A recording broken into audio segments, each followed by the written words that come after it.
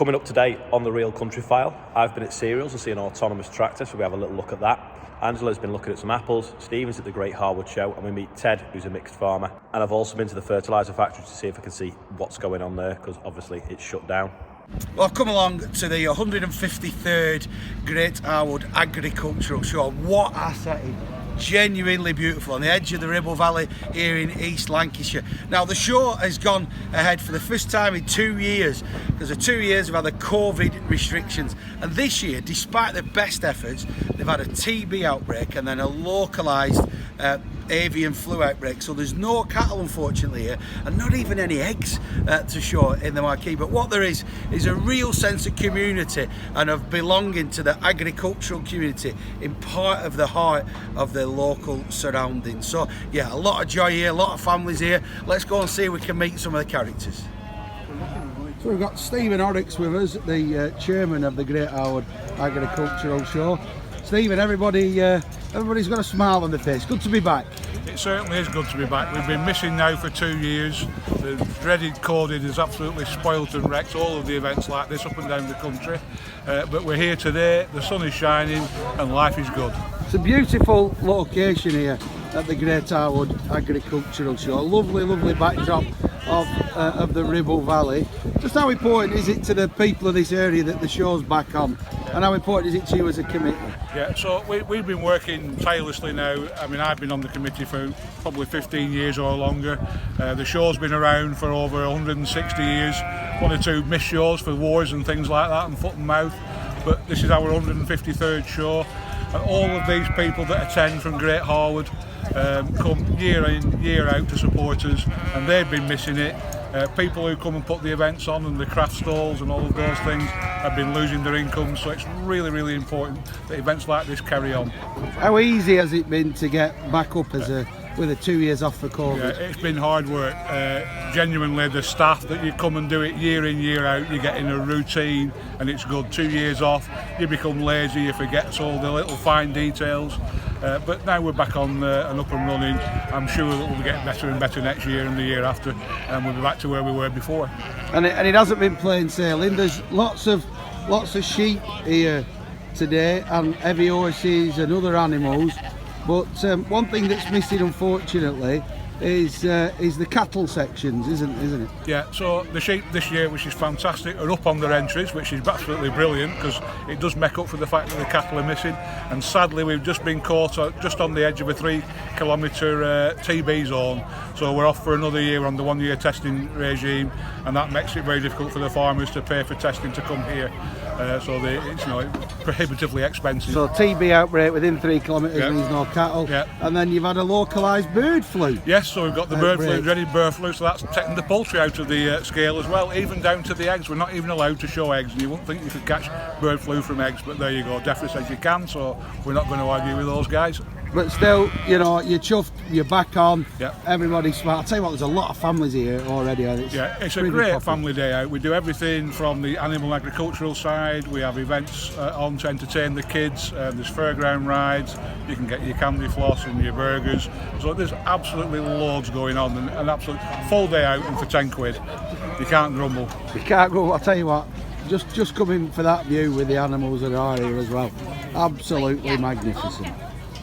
Now we'll have a quick look at the autonomous tractor that was at Cereals. So Cereals is basically a showcase event for all the seed manufacturers and fertiliser and spray manufacturers, and tractors, showing off the latest kit for arable farmers. It's held in Cambridge or Lincoln each year. I think next year it's in Nottingham actually. Anyway, here's the autonomous tractor. So I'm on Exceed, is it? Is that how you pronounce it? Exceed with Nico, and he's going to explain about this crazy thing over there. So what is it and what's the point of it? So this is a autonomous robot tractor. It can do autonomous farming. It works with your normal machinery on a normal farm. So what it can do soil preparation, seeding, mowing grass, spraying, anything really that's common on the farm. You have to set it up on your computer, make a routing on the field, then you can send it to the mapping to the machine. drive the machine to the field, you press a button and it will start working autonomously. So it's got a normal 3-point linkage on the front and the rear. What engine's in it? There's a Deutsch engine in it. This one comes with 155 horsepower. That's 115 kilowatts. It's diesel electric, so the diesel engine runs a generator, and with that power we run an electric motor. So we are very variable in application. We can drive as slow as we want, as fast as we want, up to 13.5 kilometers per hour. And since it's electric, we can have it modular. So if in the future there's lightweight batteries with a high energy density, we can swap it out with the engine. Or if there's a fuel cell, we can also swap it out with the diesel engine. So you've designed it to be future-proof then, basically? Yes, it is future-proof. Yeah. So in reality, you could probably have, say, don't know, 2 or 3 of them working in the field with just one person overseeing them? Yep, yeah. So if this is set up for one plot, you can go away and set up another tractor. And in the meantime, if you have those tractors set up, you can do other work on the farm, like taking care of your animals, or do some hand weeding or anything else. Yeah. Is this the biggest model they do? It is, yes. We also have a 4-wheel tractor. This is a track tractor with 2 tracks. There's also a 3-wheel tractor for orchids, mainly for spraying and weeding around the trees. This is mainly for the heavy work, like soil preparation, seeding, mowing, and the 4-wheel tractor is mainly to be used as for crop care, with a harrow, weeding, spraying, stuff like that. Yeah. Brilliant. And there's already a 10 in the UK working already, is there? There's 10 working on the mainland Europe. Oh right, yeah. Yeah. So first yet to come to the United Kingdom. And then the other question is, how much is it? It's give or take 270,000 euros. Yeah. Which converts to 220 sterling pound. Yeah, so not really. So it's about the price of maybe a 300 horsepower tractor, perhaps. Yeah. But in comparison, you get a tractor that can work 24 hours. Yeah. It doesn't get tired. It's also got food, not a break. Just set it up and you go. Electric. Yeah. No, it's brilliant. So we're going to have a closer look at it anyway. Thank you. Yeah, welcome. Clever stuff, but is it going to be as fun to drive as some of these? What do you think? I kind of think it's more fun driving a tractor, but some people might think it's good, the gaming era, to sort of drive one of them autonomous tractors, or maybe 3 or 4, and just sit in the corner of the field watching them. What do you think anyway? Let us know below. Anyway, let's go and see Farmer Ted. Right, so I'm Ted Greenaway, or my real name is Edward Greenaway, but most people know me as Ted now, or Farmer Ted. So I'll just give you a bit of an introduction into my farm and what we do. So we're a mixed farm of cattle here that are trying to eat me, so I'll just move over it a little bit out of the way. So we're a mixed farm of cattle, sheep, arable, contracting, and then we also do hay and store for horse yards. So what we've got here, we've got the cattle that are going on finishing, so they go on berry stock. So we buy them in as calves on milk, which I'll show you a little bit in a minute about them. We buy them on milk, rear them all the way through, and then we fatten them on the berry stock, and then we sell them straight to the abattoir. So these cattle will never see a market. They'll always come straight from farm to us, and then straight from here to the abattoir. They'll never see a market. And we try and do as least amount of miles as possible. So from when they come from farm where they're born to here, to when they're ready to go to the abattoir, they'll do roughly around 35 to 40 miles. So it's just depending on where they go to the abattoir then after that, but it's trying to keep the mileage down on the cattle. So we also do the arable as well. We're combining about 300 acres this year for ourselves. And then the sheep, we buy cades in, rear the cades, and then run them through either fat lambs or hogs and sell them on, which works quite well for us because we haven't got the time or the mental capability to do lambing. So this week on the farm we've been focusing on muck carting for a customer. So we've been having the muck away from their cattle yards and we've been tipping it on our own arable ground, ready to be spread in front of the oilseed rape that we'll drill behind winter wheat. Then we were silaging for a customer, so we were baling and wrapping lucerne haylage and grass haylage, which lucerne's a little bit different, as you get quite a few cuts off of it and it works quite well for horses as well. There's a bit of a market for it. So we only did that before the rain came. So what's gone wrong on the farm recently? Where do I start really? So the wrapper was playing up when we were doing first cut silage. We had a few problems with it, but we sent it off and got it fixed. So that's all back, ready to go again. So we had a bearing go in the mower in the star gearbox, star drive gearbox. We had pipe split on the digger, water pipe split on the digger the other day, and with it being quite an old digger, it took quite a bit to find and replace. So yeah, nothing's really majorly gone wrong yet, but there's still time. So as a young person in farming, it can be a bit difficult sometimes getting established, getting contacts, and just general farming really, because a lot of farming can just be trial and error, because what works well for your farm won't necessarily work well for the neighbour's farm, and vice versa. So trying to learn your fields, your farm, your environment, your habitats can be quite difficult really. So with the admin side of it, it's challenging, we'll put it that way, because there's a lot of paperwork in farming. You've got like the red tractor inspection and stuff like that, and then filling out passports for grain and everything, passports for the cattle, keeping everything organised.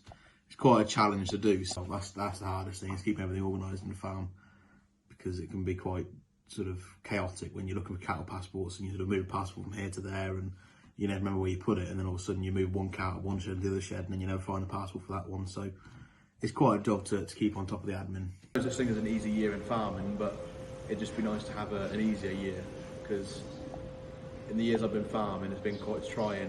One year wheat prices are right down low, cattle prices are below £3 a kilo and stuff like that, and you've had wet drilling seasons, and yeah, it's been quite a trying few years really for someone who's starting farming, to start up in sort of such an uncertain time, what with Brexit having a knock-on effect and now coronavirus and stuff like that. It's took quite a toll on the farming side of it, and also social side of it as well with farming.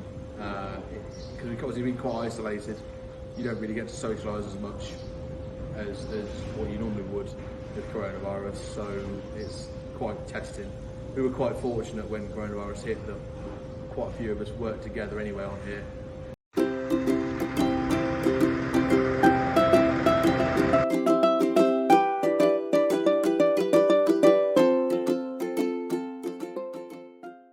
I'm here today in the picturesque village of Nottinghamshire on the Manchester-Cheshire border.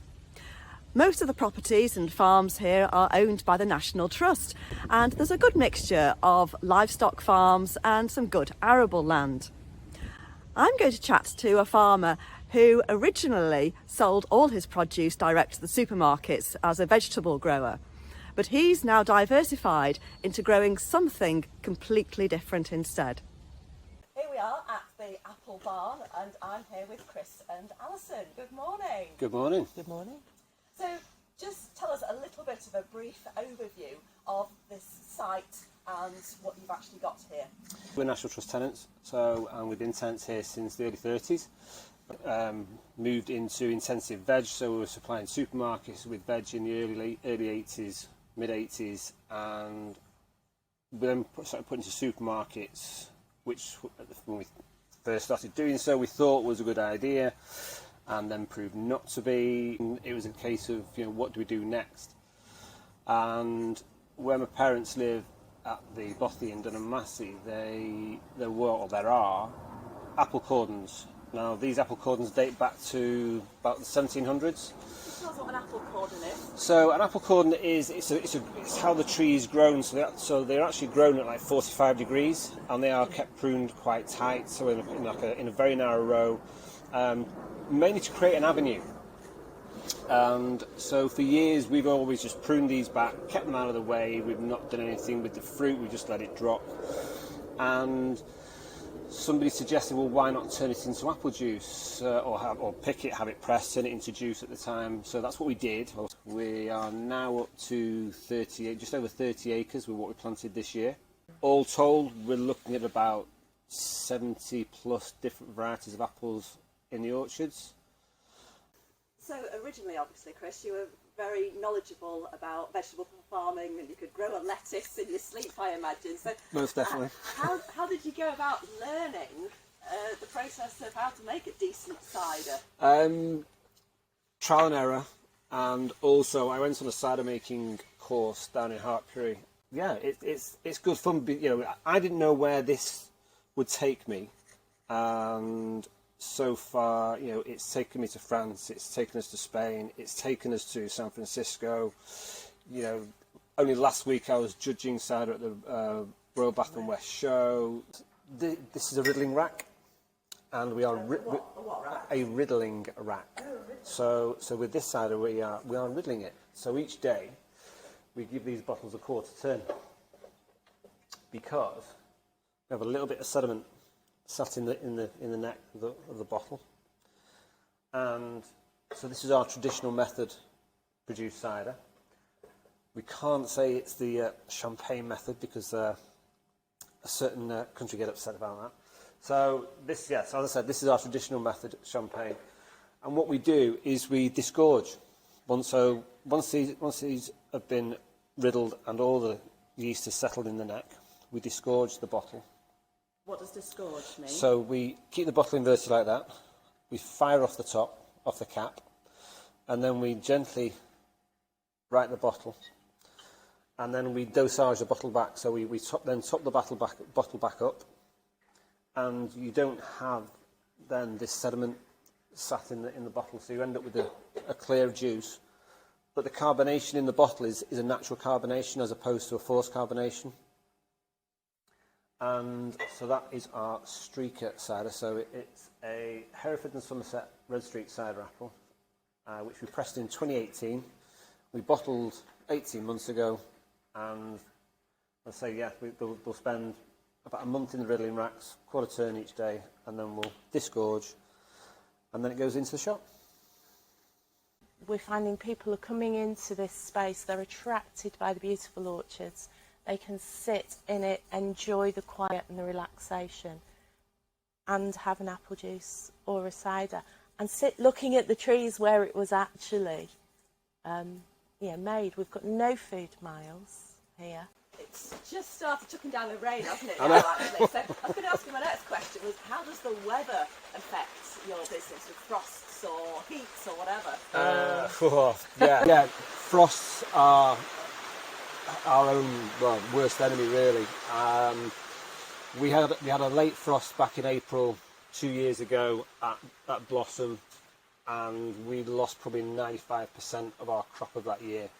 So yeah, if we get a late frost, that's our season done, dusted, right at the very start.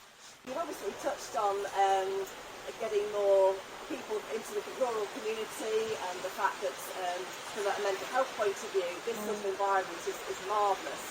However, any business needs to be commercially viable. So how does that sit in terms of making the farming business work? The foreseeable future, it's probably not going to turn a huge profit because of what we're investing back in. So we're looking at diversifying the business a little bit more as well. We've converted a very old building that used to be a cattle and horse shed, converted that into a little shop. So that's where we showcase the cider and the apple juice. But we offer good quality teas and coffees, and homemade cakes.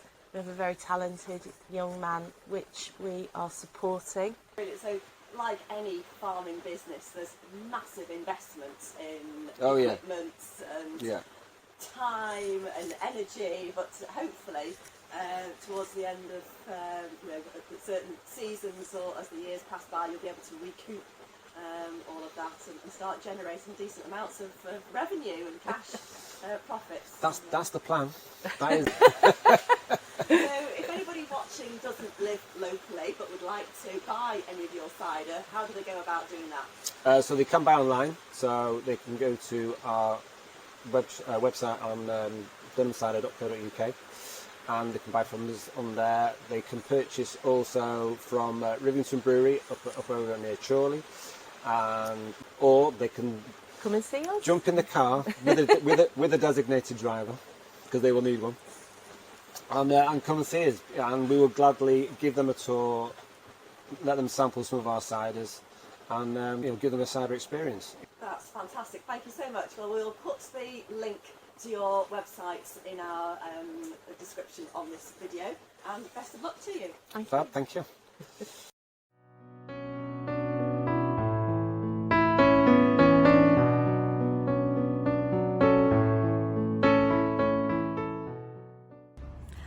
Well, it was great to see that Chris and Alison have such a passion for their business. For those of you that watched the Real Country File a couple of weeks ago and saw David Pryor on our videos, you might be interested to know that David also stocks Dunham Barn apple juice in his veg boxes as well. Now it's time for the Young Farmers Tractor Cab Challenge.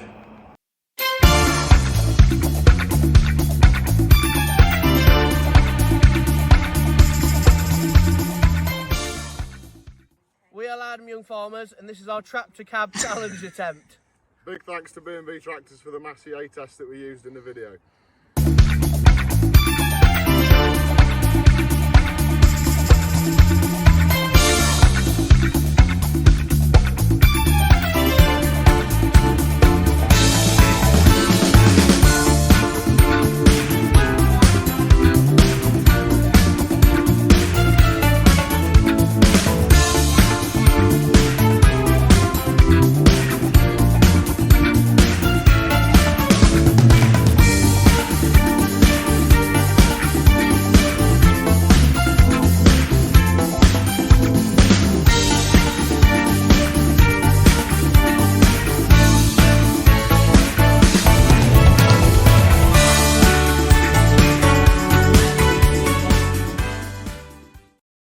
So no doubt you saw that the fertiliser factory very close to me shut down on Wednesday for good. So on Friday I went over to see what I could see. So this is what I saw. So this is CF Fertilisers, as you can see by the flag flying high. But although the car park's full, sadly it is now closing down. So it's probably one of the oldest fertiliser plants in the UK. And for some reason, CF, American-owned company, can't make it add up to produce fertiliser in the UK. Yet the Norwegians can produce fertiliser in Norway and ship it over to us and make record profits. So what is actually going on? Because this is even sat on a gas seam. So if we could frack, we could use the gas. The company apparently has basically written this plant off. So if someone wanted to get it up and running, or someone had the cash to do that, they could probably buy it for £1. I could buy it for £1, but you've obviously got to have the staff to do it. And apparently the system that they use for making it here is a little bit more complicated than other people's systems. So they've got to have the right people to do that. But yeah, for some reason it is now shut. Should the government step in and claim it? Because basically they lent CF Fertilisers money last year to keep it running. And the other thing is as well is we've now got only one source of CO2, medical grade CO2 in the UK, which is the other CF plant up in, I think it's Billingham Way. Now, to me, it makes perfect sense for the government to step in, take it over, have a sort of cooperative fertiliser production facility that just makes it run at cost, so that we've got some sort of food security in the UK from here. But at the moment, it's just sat there completely idle. if anyone's got any ideas of what we can do, if anyone's got a spare few million just to get it back up and running, buy a bit of gas, take the staff on and run it. There's surely a business opportunity there for someone. And there was a rumour going around that some people were over from Russia in January actually looking at purchasing a plant, which there's obviously a reason for that. One, you can make explosives out of ammonium nitrate, and two, it gives you sort of control over global food supplies. But yeah, sorry to go all reporter on you here, but I was passing, so I called in to see what I could see, to see whether it was empty, whether it was deserted, or whether it's falling down. Doesn't look like it's falling down anyway. That is about all for this week. I've had 12.6 mil in the last 7 days. What rain have you had? It looks like it's going to be a good week. Probably plenty of haymaking being done. We might try some as well. Anyway, thanks for watching. Don't forget, if you've not subscribed, click subscribe, and don't forget to click like if you've made it this far. And we'll see you next week on the Real Country File.